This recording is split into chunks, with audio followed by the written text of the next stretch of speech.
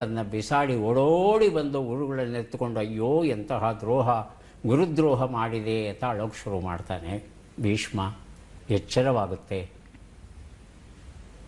ಭೀಷ್ಮ, ನಿನ್ನ ಪ್ರತಿಜ್ಞೆಯನ್ನು, ನಿನ್ನ ತತ್ವವನ್ನು, ನಿನ್ನ ನಂಬಿಕೆಯನ್ನು ನಾನು ಮೆಚ್ಚಿದ್ದೇನೆ. ಖಂಡಿತ ನಿನಗೆ ಒಳ್ಳೆಯದಾಗಲಿ, ನೀನು ಸುಖವಾಗಿರು ಅಂತ ಹೇಳಿ ಆಶೀರ್ವಾದ ಮಾಡಿ ಆತ ಹೊರಟು ಹೋಗ್ತಾನೆ. ಹೀಗೆ ಭೀಷ್ಮ ತಾನು ನಂಬಿದ ತತ್ವ ಏನಿದೆ ಆ ತತ್ವಕ್ಕಾಗಿ ಗುರುಗಳನ್ನೇ ಎದುರು ಹಾಕ್ಕೋತಾನೆ. ಆ ಮಟ್ಟಿಗೆ ಆತ ತನ್ನ ತತ್ವವನ್ನು ಪಾಲಿಸುತ್ತಾನೆ. ಇದು ಬಹಳ ಬಹಳ ಗಮನೀಯವಾದ ವಿಚಾರ. ನಾವು ಬದುಕಲ್ಲಿ ಯಾವುದಾದರೂ ಒಂದು ತತ್ವವನ್ನು ಒಪ್ಪಿಕೊಂಡರೆ ಅದನ್ನು ಪರಿಪಾಲಿಸಬೇಕು. ಆಗಲ್ಲ ಅನ್ನೋದಾದರೆ ಅಂತಹ ತತ್ವಗಳನ್ನು, ಪ್ರತಿಜ್ಞೆಯನ್ನು ಯಾವುದನ್ನು ತಗೊಳ್ಳದೇ ಇರೋದೇ